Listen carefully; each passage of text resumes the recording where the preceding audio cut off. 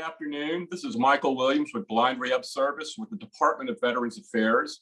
And today we're going to be talking about our services, our programs, and eligibility for veterans and active duty service members who may want to participate in our programs. Today we have two speakers, myself, Michael Williams. I'm the National Data Analyst and Rehabilitation Planning Specialist for VA Blind Rehabilitation Service in Central Office. We also have Esteban Zuniga, who is a regional consultant. Esteban, if you could introduce yourself.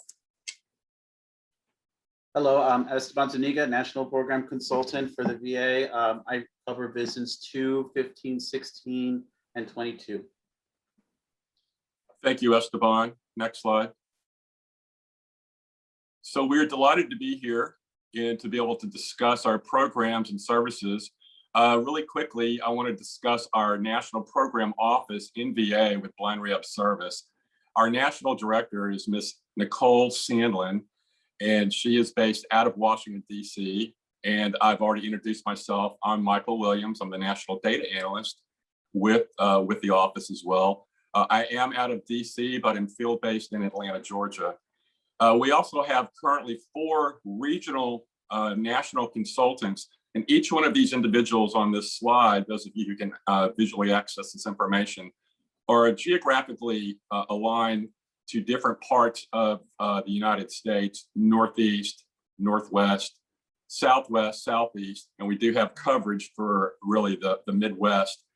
And each one of these individuals has a specific region within the United States that they help with a variety of different issues in terms of helping to provide consultation to all of our different programs throughout VA Blind Rehab Service, and also do a lot of work with many of our veterans out there in the field who are trying to make contact with the VA and with Blind Rehab Service. On this second slide, we also have an internet link. This is the public-facing link to information about our national program, our services, description of what the types of services that we provide. And we're going to go into a lot more detail about Blind Rehab Service and our different programs here later on this afternoon. We will be recording this presentation today to be aired by Mississippi State at a later date and will be hosted on their website into the future. So at any time during this presentation, or whenever you go back and refer to this presentation or to other consumers that may look at this presentation, you can always contact us through that internet link. There are contact emails and phone numbers once you reach that link. So pretty important. Please bookmark that link, spend time reviewing the website, and we really encourage that. Next slide, please.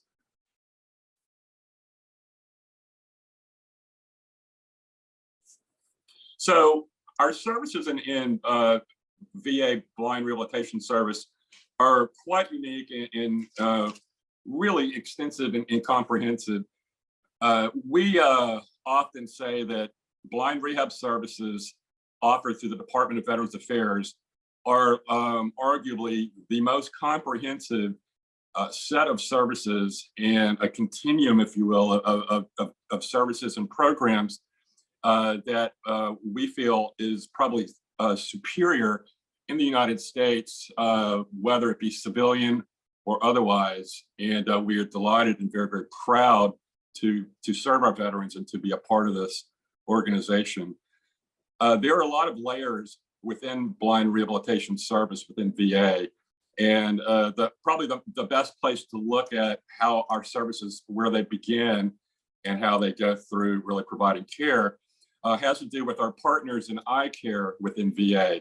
Obviously, VA being one of the largest medical care institutions and organizations in the United States, we have a vast array of medical services and surgical services, as well as supportive services.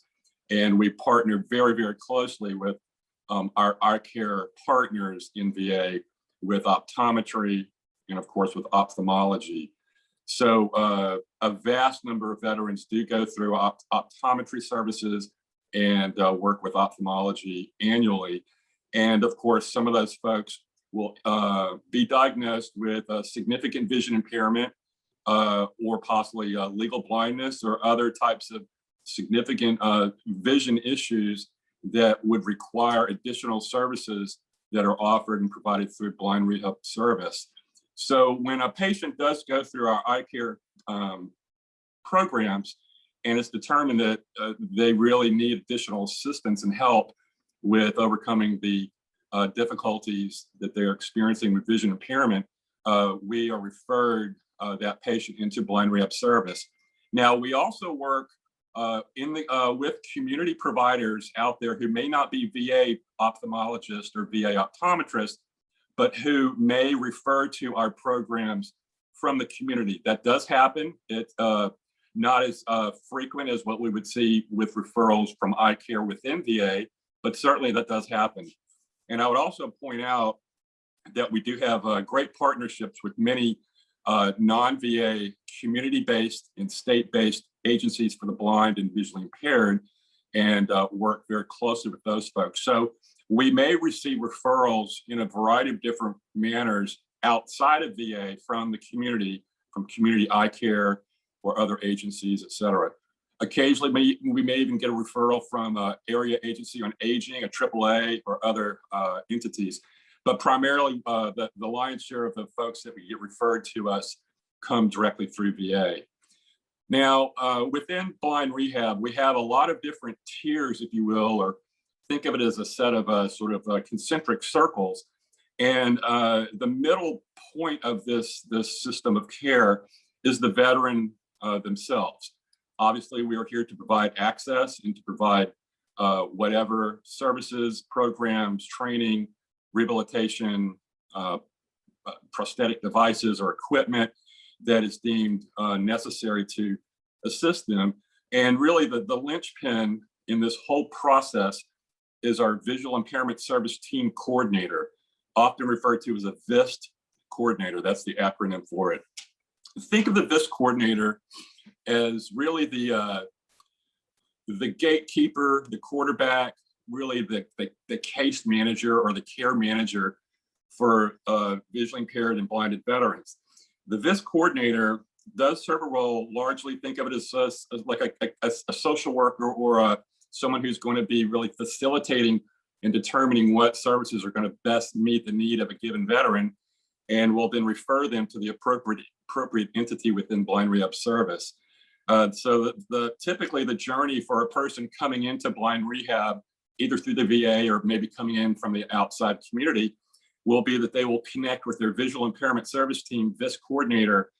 And at that point, the VIST coordinator will do a thorough assessment and an intake, determine what the situation is for the given veteran. There'll be some required eligibility steps that will need to be taken care of. But the visual impairment service team coordinator, the VIST coordinator, is really in business to make that transitional process into blind rehab service as smooth and as efficient as possible. Subsequent to that assessment by the visual impairment service team coordinator, they will determine what's going to be really the best fit and the best referral within our system of care to meet the needs of a visual impaired or legally blind individual. We do have a variety of services. Probably our basic level of eye care, our blind rehabilitation and vision rehabilitation service involves our intermediate low vision clinics. Typically this clinic structure, we have 22 of these around the country, and these are typically staffed with one low vision therapist.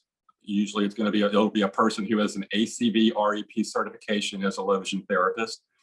They will be partnered with a low vision optometrist, and they will have administrative support. And as you would imagine, this is really going to be focused largely on low vision or vision related issues or deficits. The next level in terms of complexity within our program are our advanced low vision clinics. We have 22 of those as well around the country, and these are going to be in different locations. So we won't have an intermediate low vision clinic in the same location as an advanced low vision clinic. Advanced low vision clinics likewise would have a low vision therapist as well as an orientation mobility specialist paired with a low vision optometrist and administrative support. And then finally, for our really our outpatient services, we also have 9 visual impairment service outpatient rehab programs. These are referred to as VISOR programs. And this is probably the most complex level of care that we offer as an outpatient type of modality. And similar to the advanced low vision clinic or the intermediate low vision clinic, it would include a low vision therapist, also would include an orientation mobility specialist. Typically will also include a certified vision rehabilitation therapist or VRT. This would be the person who works principally with activities of daily living, communication, cooking, a lot of those types of daily activities that were referred to as living skills. And we would also have a computer technology specialist on staff paired with a low vision optometrist and with the attendant administrative support. We do have another unique element within our program beyond our intermediate, advanced, and VISOR outpatient clinics, and that is our blind rehabilitation outpatient specialist. The acronym there would be BROS. And our BROS are really quite unique in the United States and otherwise in terms of us being able to bring providers directly to a patient's home, or possibly at their place of work, or if they're a student, possibly they need some assistance learning a new campus where they're going to school. And these BROS, outpatient specialists, will do home visits and are principally really assigned to provide this care and treatment in the home.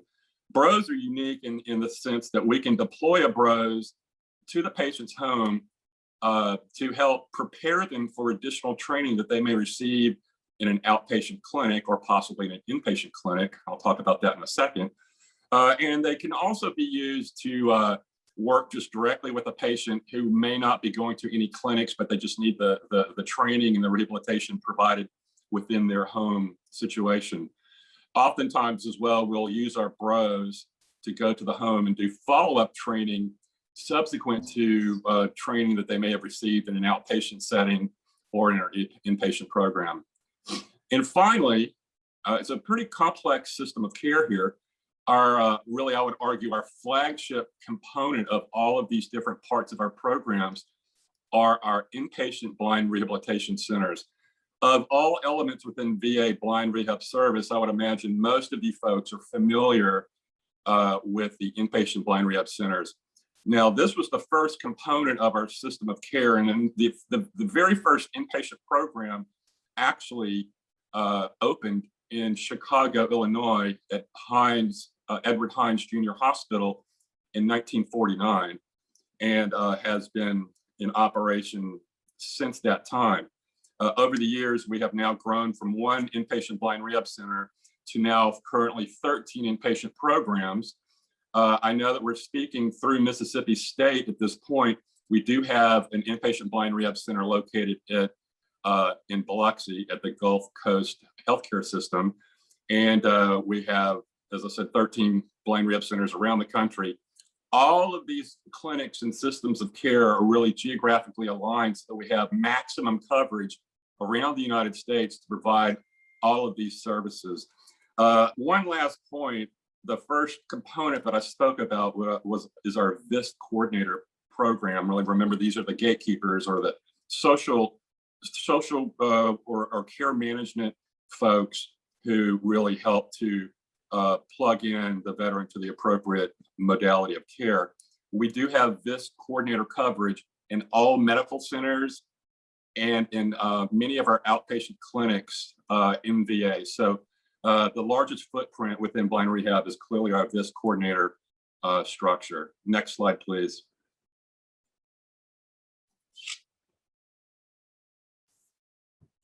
Now, as I said a little while ago, and I'm going through the different types of programs, we offer comprehensive rehabilitation that includes a wide variety of different areas. Obviously, orientation and mobility is going to be a key area that we train and provide rehabilitation on. Activities of daily living, as I've described earlier, this could be basic stuff, just being able to groom and to be able to effectively cook or to do the types of things that one needs to do in their daily life. Obviously, communication training is another huge component of what we work with patients on.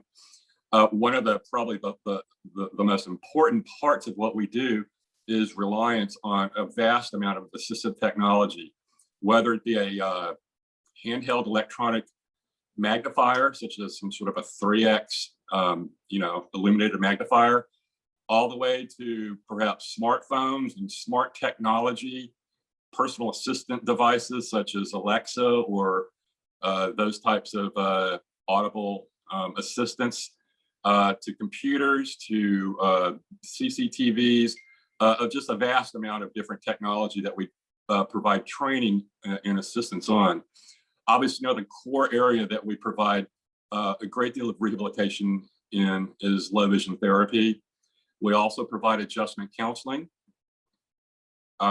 Family and patient education is really another very key component of what we provide, and knowing how incredibly important it is to not only help the patient and the veteran, but to also help to educate their caregiver or their spouse, their family members, their loved ones related to vision impairment and blindness, and to really kind of bring to bear all of our expertise to do a holistic approach to helping the veteran through their process and through this rehabilitation experience. And we do work very, very closely with all components within the Department of Veterans Affairs with respect to health and wellness, medical related issues. So once a person has been enrolled into blind rehab service and is a person who's now receiving care through VA, medical care through VA, of course, that person is eligible to receive medical care. And so this could be primary care, this could be specialty rehab care, such as audiology or physical therapy, occupational therapy, or recreation and creative arts therapy, soup to nuts in terms of the medical opportunities that we may refer patients into and to ensure that they get the medical care that they need. We also have a very robust leisure activities and sports program. We have numerous different national and regional activities that are hosted by VA to encourage activity and participation in sports and wellness. And that is a really great area that we focus a great deal of energy on. Next slide, please.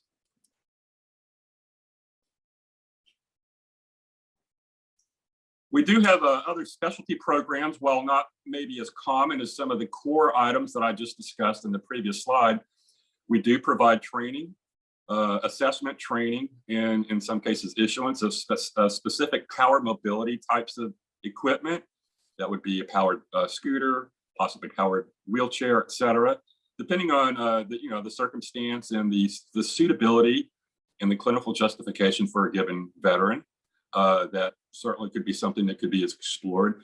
We also provide falls risk management and various programs. One in particular is referred to as a matter of balance, and this is intended to help people with vision impairment and or who may have severe vision impairment or blindness to enhance their current ability to avoid falls and detect potential risky areas as they're ambulating through built environment. We find that the Matter of Balance program has been very, very helpful to help stabilize gait and to further help people who are engaged in orientation mobility training to provide them additional confidence.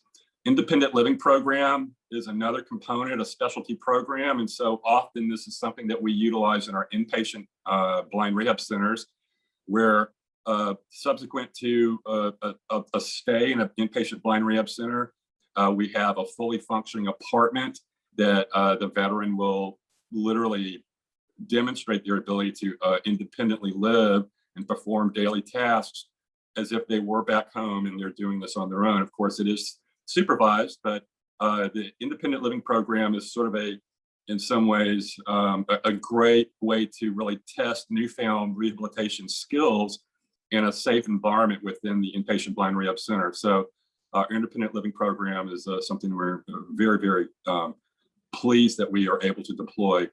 And as I said earlier, one of the issues here that we really focus on is not only on the veteran, but it's the family itself, this caregiver, the spouse.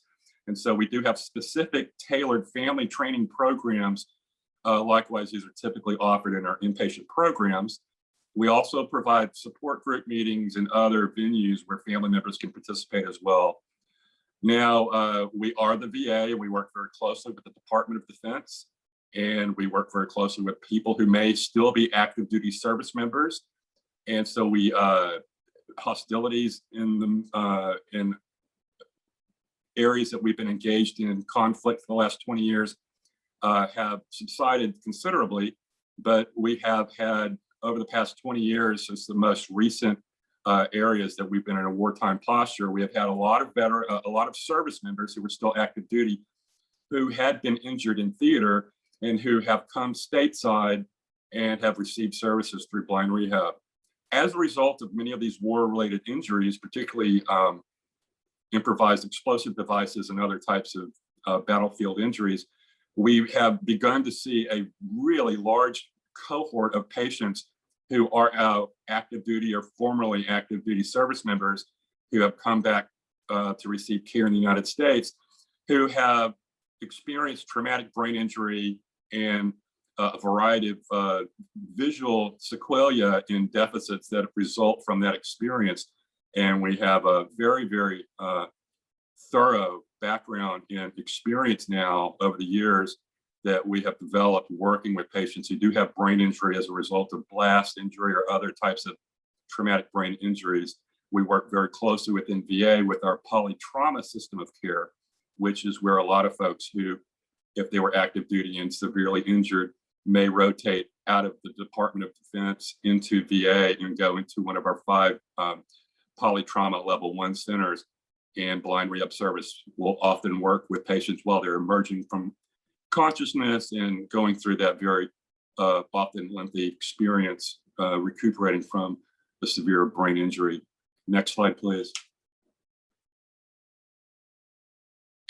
Okay, now, as I said earlier, our visual impairment service team, think of them as our really our gatekeeper, if you will, of the linchpin that helps to organize and determine where we're going to most effectively be able to help a veteran or service member with their vision impairment or blindness. It's a large program, and we have well over 150 VIS coordinators. As I said, we have VIS coordinators in every medical center and in many outpatient clinics. The total number of veterans currently on our VIS rosters nationally is a little bit over 77,000 individuals. And so that's a substantial footprint. And due to the highly specialized nature of blind rehab service, we do have increased participation in blind rehab service from veterans who can benefit from our services. Quick snapshot of the patients who we serve. We largely are going to be dealing with an elderly population. Now, we do deal with folks who may have adventitious vision loss due to some type of a military-related experience, or someone maybe who'd been injured in a motor vehicle accident once they're a civilian and they discharge from VA. But by and large, the majority of the folks that we do work with are going to be 65 years of age or older and are typically going to be having vision impairment as a result to and secondary to other types of health conditions. It may be macular degeneration or some other maculopathy or retinal-related disease. It may be glaucoma, which is very common, possibly diabetic retinopathy as secondary to a diagnosis of diabetes. And then a lot of other diagnoses that we kind of have here in this list, about 29%. Other types of diagnoses, but the big ones would be macular degeneration or other maculopathies, glaucoma, and diabetic retinopathy secondary to diabetes. The majority of the folks that we deal with really come to us through a Vietnam era period of service, 35, almost 30, 38, almost 39% of them are Vietnam era veterans who served. About 20% are Korean era. And we still have a large number of folks who 15.7% World War II era. And it is the Department of Veterans Affairs. And so I think, as you would expect, a large footprint, if you will, of our cohort are male, 95.4% are male. I would point out that we have an increasing number of women who do serve in the United States military. And as a result, that means that we have increasing numbers of folks who then discharge out of military and then become veterans themselves. So one of the key focuses that we've had in VA over the last 10 years, and certainly this is important in blind rehab, is paying a great deal of attention and care to addressing healthcare needs of female veterans. And we certainly recognize that as an important part in mission, what we do in blind rehab, and it's something that we certainly address in VA. So we anticipate over the next 10 to 15 years, increasing numbers, percentage-wise, of female veterans who will be receiving services within VA and certainly within blind rehab service. Next slide, please. So at this point, I'm going to turn over the discussion today to go into some further detail on each one of the components that I've given an overview on to my colleague, Esteban Zuniga. Esteban, please. Hi, everybody. So I just wanted to go further into what Mike labeled as our flagship, our Blind Rehabilitation Center. So basically, this is the comprehensive inpatient unit. We have 13 of these in the country. One of the big things that are so special about this particular program is the level of services that are available to them. Again, like Mike said, we have orientation mobility, we have activities of daily living. Usually this is from somebody that has a specialty in vision rehab therapy. We have communications training through our CAT program, our computer access training. We have low vision skills training, where which the person understands a little bit more about what their vision is like, as well as understanding some adaptations that can be done. In addition to that, there's, of course, in this one, which is unique, is they have social work and psychology available too, to discuss adjustment to blindness, any kind of coping skills and strategies that they can utilize. In addition to that, they also have recreation therapy available. So a benefit to going to the inpatient unit is also for our veterans that have more complex cases, dialysis, for example, people that have more physical or possibly cognitive issues. The Blind Rehabilitation Center actually has full access to the facility and can definitely accommodate those needs. The length of stay can kind of vary depending on the veteran's needs. We've seen where the veteran has gone over for as low as a week to as high as maybe even 10 weeks. Again, it just varies depending on the individual needs. Generally, that's determined by the team that the veteran has been assigned to. So once the person has been referred to the Blind Rehabilitation Center, they're actually assigned to a team within the Blind Rehabilitation Center that encompasses a wide variety of different service, the team members that we talk about, O&M, living skills, and so forth. And within this team, they discuss the proper treatment planning that would be associated for that veteran, and they check in regularly to see how the person's progressing, and then they start developing discharge planning to what they would need once they've left. So definitely a great opportunity for veterans that are really needing that comprehensive care, or even those that might need a refresher, those that have already received comprehensive training, but that may have experienced, well, with their newfound skills, they gain more goals in which the Blind Rehabilitation Center can support them. To the next slide. So the VISOR program, or Visual Impairment Services Outpatient Rehabilitation Program, is, again, it's one of our more comprehensive programs for the outpatient side. One of the things to highlight for the VISOR program is that they do offer a unique service in which they, at least for some of them, they offer what we call a hoptel or hotel service. And for our veterans that may have a long travel, they might need a lot of intensive training at a given time. The VISOR programs can offer a stay within the hotel or some kind of programs such as that, where they can stay and get daily trainings for a period of time. Generally, this lasts for 1 to 9 days. The advisor program can, again, like Mike said, provides low vision therapy, orientation, living skills, and access technology. Again, with the HATO program, you can allow them to see them fairly regularly and get that intense training. Sometimes the BRC, because of where it's located and so forth, the advisor program might be a better choice for that particular program, for that particular veteran.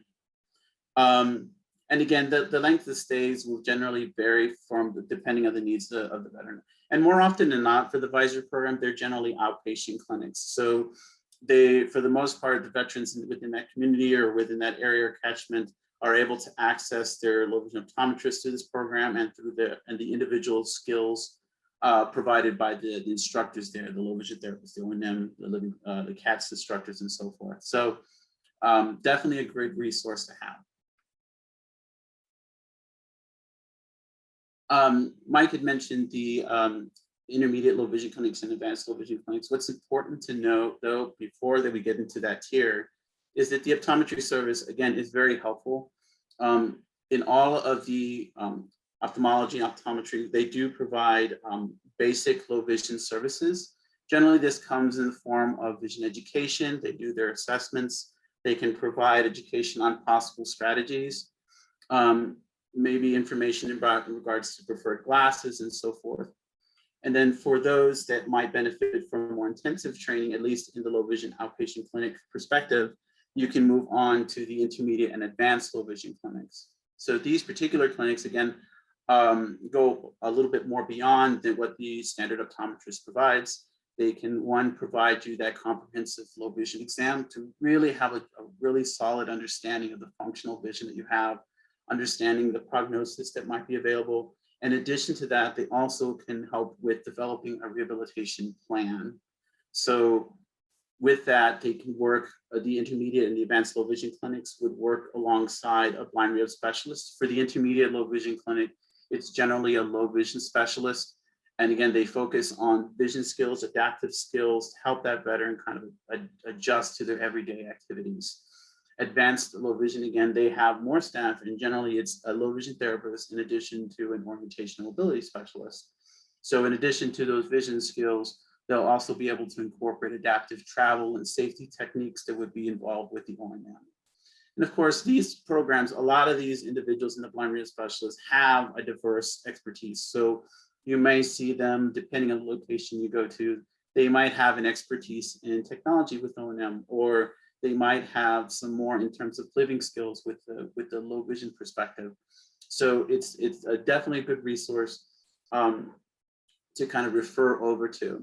Again, in addition, because you are highly connected with the optometry service with these clinics, there is an opportunity there to work with different kinds of spectacles, different kinds of magnifiers, aids, assistive technologies that would be very, that would require some education. So, you know, when it comes to magnifiers or some kinds of optics, generally there's a little bit of education involved to make sure that they have the optimal use out of them. So certain distances, certain ways that you need to adjust for them.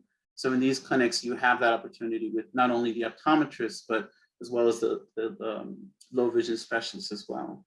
And again, even with orientation and mobility, they would be able to use these devices into those different activities that they would use for travel, you know, for telescopes, for example, for looking at signage or looking at addresses. They might be, again, they might be using filters to accommodate the different light changes in the environments that they might be doing. So again, there's a lot of different opportunities when it comes to the low vision clinics, whether it be the basic low vision that's provided through the general optometry service, all the way to the intermediate advanced low vision clinic. So me personally, I have been a BROS in the past, so this is definitely a program that I know very well. Basically, the main purpose of the blind rehabilitation outpatient specialist is to be able to access the veteran where they're located. They are generally advanced professionals, or at least they generally have an expertise of at least 2 different areas when it comes to orientation mobility, vision therapy, low vision, or computer access training. And so that, and also in addition to that, they are cross-trained in the rest of the skill sets. So they generally have an overall view of all of the services or all of the different skill sets that might be needed for the particular veteran. So in those scenarios, somebody who is newly identified as somebody in need of services, the blind rehabilitation outpatient specialist can see them in the home. They could see them in in a nursing home if they're in that location, an inpatient facility, see them where they're located, evaluate them to determine what kind of needs that they might need, and whether it be through their services, through the blind rehabilitation outpatient specialist program, or through another continuum of care, and then report that back to the visual impairment services coordinator, which we'll talk about a little bit later. So they can provide these, they can prepare for somebody to go into the blind rehabilitation center by providing them preliminary travel skills, low vision skills, and so forth. They can most definitely respond to immediate and urgent safety issues. As we all know, our individuals or veterans and any individuals with low vision are identified as high risk for falls. So one of the big priorities for somebody with who's a BROS is to make sure that our veterans are safe and make sure that they have reduced fall risk. They have a plan in terms of emergency planning, and they have the necessary skills to do the fundamental things that they have at their home, especially if they have no caregiver at home. Now, these particular the BROS are not necessarily available at all locations, so it's important to check in with a visual impairment services team coordinator to figure out if you have one in your local area. Okay, so again, the visual impairment services team coordinator, we've mentioned it many, many times, and it's for good reason. They are the ones that are the most knowledgeable of the continuum of care and services available in the community, as well as the services within the hospital itself. So how they do that is they will perform what we call an annual review. So once the person has been identified as somebody that's eligible for VIS services, whether they be legally blind or low vision, they are placed in what we call a VIS roster. And within that VIS roster, we have dates in which they have last been seen by the visual impairment service coordinator. That VIS coordinator is responsible for making sure that they do a comprehensive evaluation of their medical care, ocular care, personal history, the rehabilitation history, the benefits. They also perform problem-based needs assessments for any kind of urgent issues, as well as developing rehabilitation plans. So again, on an annual basis, this coordinator will check in with that veteran and make sure that their vision needs are met. In addition to that, then they can also connect them with services within the facility. You know, coming from a perspective of somebody like that we might encounter for this presentation, a lot of them are coming from the community. And so when they come to the community, a lot of times because of the reputation of the VA, you see the VIS coordinator first for consultation and discussion. And in that discussion, you learn about those services and you learn about the additional services that are available with the VA through primary care, through the specialty programs of audiology and PT and OT. There's a lot of opportunities there for the person that's enrolled with the VA. So the VIS can definitely be that conduit to kind of connect them to the right points of contact within the service. In addition to that, they can provide connections to the community as well. So sometimes depending on the locations, there is a comprehensive program within the community that the VIS coordinator is very familiar with, and they can definitely refer to that service. And once that service is done, they can kind of monitor and make sure that all the veterans' needs are met and if other referrals might be needed. So it's definitely a very important point of contact to have when it comes to blind rehabilitation services. So if anything, in terms of this presentation, I would encourage you to make sure that you know to contact that VIS for education and information.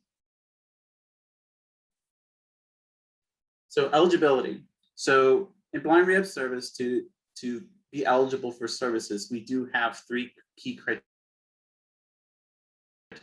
Person has to be a veteran, kind of visual impairment where there's a functional need.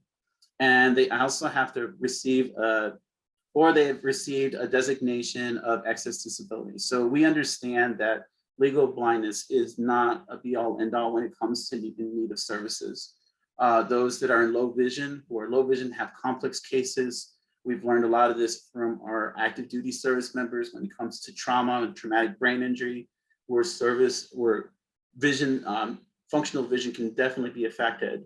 And it definitely affects their overall quality of life and their ability to function. So we have that excess disability in that to cover that particular aspect of our veterans inmates. So these are key areas to kind of be aware of. So how do you get to the VA? So we do have 3 simple steps to kind of get there. First of all, you need to make sure that you want to find your local VA medical center. We included a link in here for you to be able to find the one that's closest to you. In addition to that, you want to make sure that you get enrolled with the VA so that you could be eligible for services there. So if within this slide, we also have a link on the application process and points of contact that you would need to get enrolled. And of course, that last here is to contact your local VA VIS coordinator. Again, each facility should have a VIS coordinator or point of contact for the VIS program. So that person will be available to you as long as you're within the VA medical center. So that contact information is listed there within the slides. With that, I want to thank you for allowing us to speak. I wanted to make sure, hopefully we gave you a lot of information that was relevant to you and can be very helpful in your guidance to better serve the people that you're working with.